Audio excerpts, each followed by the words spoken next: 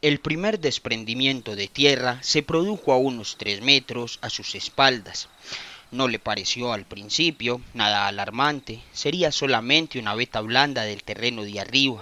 Las tinieblas apenas se pusieron un poco más densas en el angosto agujero por el que únicamente arrastrándose sobre el vientre un hombre podía avanzar o retroceder. No podía detenerse ahora. Siguió avanzando con el plato de hojalata que le servía de perforador. La creciente humedad que iba impregnando la tosca dura lo alentaba. La barranca ya no estaría lejos, a lo sumo unos 4 o 5 metros, lo que representaba unos 25 días más de trabajo hasta el boquete liberador sobre el río. Alternándose en turnos seguidos de 4 horas, 6 presos hacían avanzar la excavación 20 centímetros diariamente. Hubieran podido avanzar más rápido, pero la capacidad de trabajo estaba limitada por la posibilidad de desalojar la tierra en el tacho de desperdicios sin que fuera notada. Se habían abstenido de orinar en la lata, que entraba y salía 2 veces al día. Lo hacían en los rincones de la celda húmeda y agrietada, con lo que si bien aumentaban el hedor siniestro de la reclusión, ganaban también unos cuantos centímetros más de bodega para el contrabando de la tierra excavada. La guerra civil había concluido 6 meses atrás. La perforación del túnel duraba 4. Entretanto, habían fallecido, por diversas causas, no del todo apacibles, 17 de los 89 presos políticos que se hallaban amontonados en esa inhóspita celda, antro, retrete, ergástula pestilente, donde en tiempos de calma no habían entrado nunca más de 8 o 10 presos comunes. De los 17 presos que habían tenido la estúpida ocurrencia de morirse, a 9 se habían llevado distintas enfermedades contraídas antes o después de la prisión, a 4 los apremios urgentes de la cámara de torturas, a 2 la rauda ventosa de la tisis galopante, otros 2 se habían suicidado abriéndose las venas, uno con la púa de la hebilla del cinto, el otro con el plato, cuyo borde afiló en la pared y que ahora servía de herramienta para la apertura del túnel. Esta estadística era la que regía la vida de esos desgraciados, sus esperanzas y desalientos, su congoja callosa, pero aún sensitiva, su sed, el hambre, los dolores, el hedor, su odio encendido en la sangre, en los ojos, como esas mariposas de aceite que a pocos metros de allí, tal vez solamente un centenar, brillaban en la catedral delante de las imágenes. La única respiración venía por el agujero, aún ciego, aún nonato, que iba creciendo como un hijo en el vientre de esos hombres ansiosos. Por allí venía el olor puro de la libertad, un soplo fresco y brillante entre los excrementos, y allí se tocaba, en una especie de inminencia trabajada por el vértigo, todo lo que estaba más allá de ese boquete negro. Eso era lo que sentían los presos cuando escarbaban la tosca con el plato de hojalata en la noche angosta del túnel. Un nuevo desprendimiento le enterró esta vez las piernas hasta los riñones. Quiso moverse, encoger las extremidades atrapadas, pero no pudo. De golpe tuvo exacta conciencia de lo que sucedía, mientras el dolor crecía con sordas puntadas en la carne, en los huesos de las piernas enterradas. No había sido una simple veta reblandecida, probablemente era una cuña de tierra, un bloque espeso que llegaba hasta la superficie. Probablemente todo un cimiento se estaba sumiendo en la falla provocada por el desprendimiento. No le quedaba otro recurso que cavar hacia adelante con todas sus fuerzas, sin respiro, cavar con el plato, con las uñas, hasta donde pudiese. Quizá no eran 5 metros los que faltaban, quizá no eran 25 días de zapa los que aún lo separaban del boquete salvador de la barranca del río, quizá eran menos, solo unos cuantos centímetros, unos minutos más de arañazos profundos. Se convirtió en un topo frenético, sintió cada vez más húmeda la tierra. A medida que le iba faltando el aire, se sentía más animado. Su esperanza crecía con la asfixia.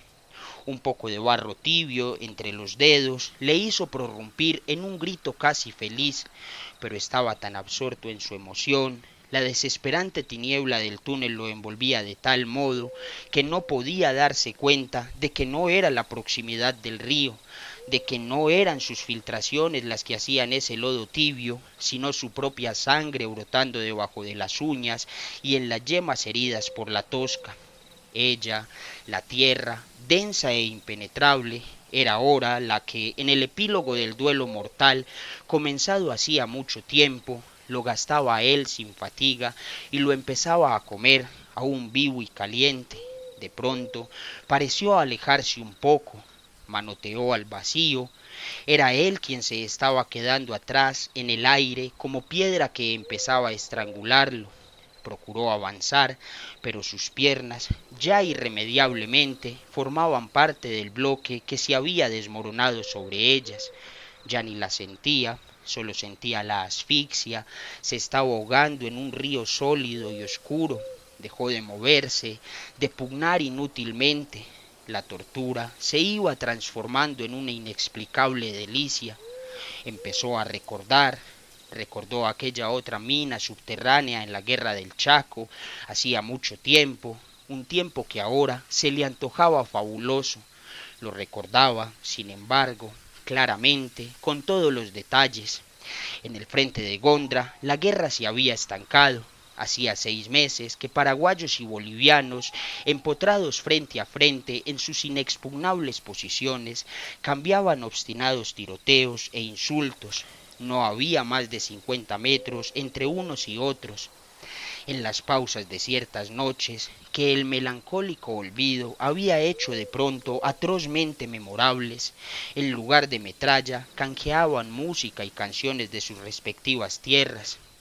El altiplano entero, pétreo y desolado, bajaba arrastrado por la quejumbre de las cuecas, toda una raza hecha de cobre y castigo, desde su plataforma cósmica bajaba hasta el polvo voraz de las trincheras, y hasta allí bajaban, desde los grandes ríos, desde los grandes bosques paraguayos, desde el corazón de su gente, también absurda y cruelmente perseguida, las polcas y guaranías, juntándose, hermanándose con aquel otro aliento melodioso que subía desde la muerte.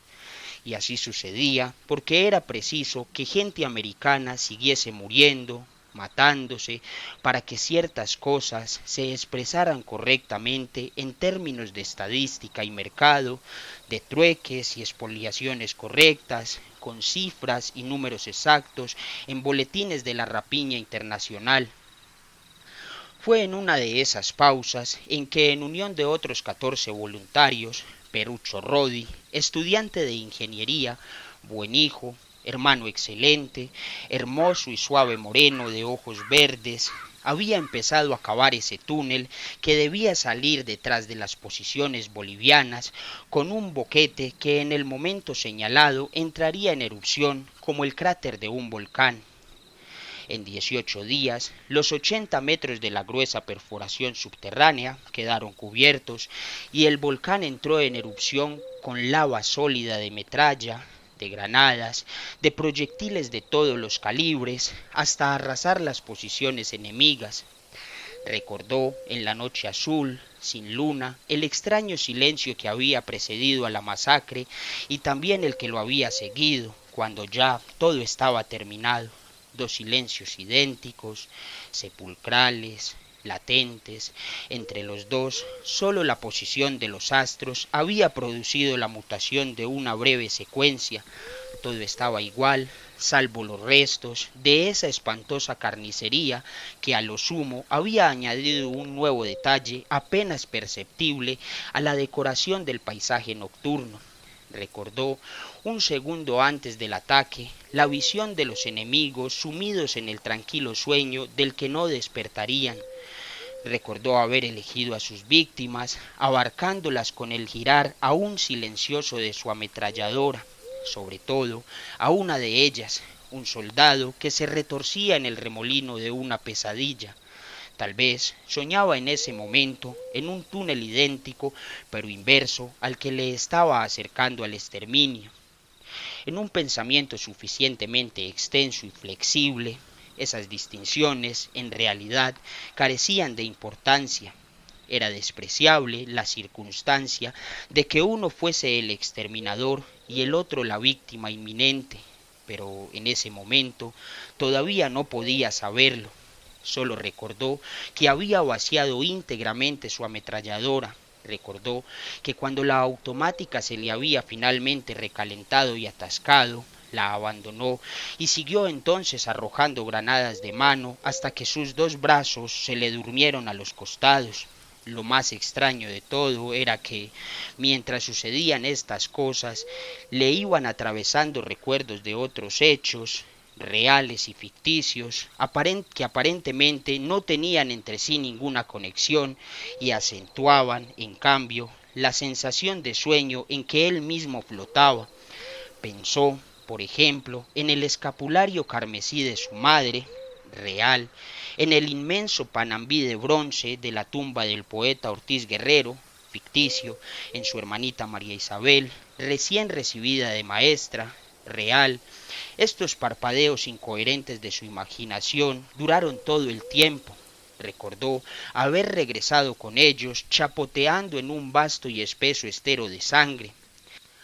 Aquel túnel del Chaco y este túnel que él mismo había sugerido cavar en el suelo de la cárcel, que él personalmente había empezado a cavar y que, por último, solo a él le había servido de trampa mortal, este túnel y aquel eran el mismo túnel, un único agujero recto y negro con un boquete de entrada pero no de salida, un agujero negro y recto que a pesar de su rectitud le había rodeado desde que nació como un círculo subterráneo, irrevocable y fatal, un túnel que tenía ahora para él 40 años, pero que en realidad era mucho más viejo, realmente inmemorial.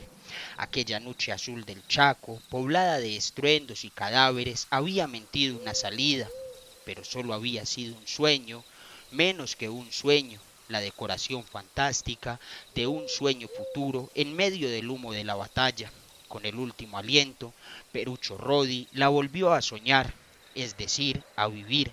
Solo ahora aquel sueño lejano era real, y ahora sí que avistaba el boquete enseguidor, el perfecto redondel de la salida. Soñó, recordó, que volvía a salir por aquel cráter en erupción hacia la noche azulada, metálica, fragorosa. Volvió a sentir la ametralladora ardiente y convulsa en sus manos. Soñó, recordó, que volvía a descargar ráfaga tras ráfaga y que volvía a arrojar granada tras granada. Soñó, recordó, la cara de cada una de sus víctimas, las vio nítidamente, eran 89 en total. Al franquear el límite secreto, las reconoció en un brusco resplandor y se estremeció. Esas 89 caras vivas y terribles de sus víctimas eran y seguirán siendo en un fogonazo fotográfico infinito las de sus compañeros de prisión, incluso los 17 muertos a los cuales se había agregado uno más. Se soñó entre esos muertos, soñó que soñaba en un túnel, se vio retorcerse en una pesadilla, soñando que cavaba, que luchaba, que mataba. Recordó nítidamente el soldado enemigo, a quien había abatido con su ametralladora mientras se retorcía en una pesadilla. Soñó que aquel soldado enemigo lo abatía ahora él con su ametralladora, tan exactamente parecido a él mismo que si hubiera dicho que era su hermano mellizo. El sueño de Perucho Rodi quedó sepultado en esa grieta como un diamante negro que iba a alumbrar aún otra noche. La frustrada evasión fue descubierta, el boquete de entrada en el piso de la celda. El hecho inspiró a los guardianes, los presos de la celda 4, llamada Valle I, menos el evadido Perucho Rodi. A la noche siguiente encontraron inexplicablemente descorrido el cerrojo. Sondearon con sus ojos la noche siniestra del patio, encontraron que inexplicablemente los pasillos y corredores estaban desiertos. Avanzaron, no enfrentaron en la sombra de ningún centinela. Inexplicablemente, el caserón circular parecía desierto. La puerta trasera que daba a una callejuela clausurada estaba inexplicablemente entreabierta. La empujaron, salieron. Al salir, con el primer soplo fresco, los abatió en masa sobre las piedras el fuego cruzado de las ametralladoras que las oscuras troneras del panóptico escupieron sobre ellos durante algunos segundos. Al día siguiente, la ciudad se enteró solamente de que unos cuantos presos habían sido liquidados en el momento en que pretendían evadirse por un túnel. El comunicado pudo mentir con la verdad. Existía un testimonio irrefutable. El túnel, los periodistas fueron invitados a examinarlo, quedaron satisfechos al ver el boquete de entrada en la celda. La evidencia anulaba algunos detalles insignificantes, la inexistente salida que nadie pidió ver, las manchas de sangre aún frescas en la callejuela abandonada. Poco después, el agujero fue cegado con piedras y la celda 4, Valleí, volvió a quedar abarrotada.